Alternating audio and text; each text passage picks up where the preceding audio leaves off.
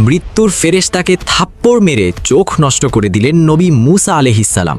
শুনে অবিশ্বাস্য লাগলেও ঘটনাটি সত্য। মৃত্যুর ফেরেশতা, যাকে আমরা সাধারণভাবে আজরাইল আলাইহিসসালাম বলে জানি, মানুষের রূপ ধরে নবী মুসা আলাইহিসসালামের জান কবজ করতে এলেন।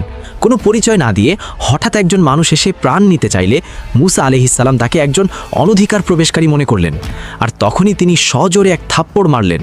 সেই থাপ্পড়ে মানুষের রূপে থাকা ফেরেশতার একটি চোখ ক্ষতিগ্রস্ত হয়ে গেল। মৃত্যুর ফেরেশতা এক চোখ নষ্ট অবস্থায় আল্লাহর কাছে ফিরে গিয়ে বললেন, হে আল্লাহ, আপনি আমাকে কার কাছে পাঠালেন? সে তো মরতেই চায় না। আল্লাহ তখন ফেরেশতার চোখ ঠিক করে দিলেন এবং নতুন একটি বার্তা দিয়ে আবার পাঠালেন।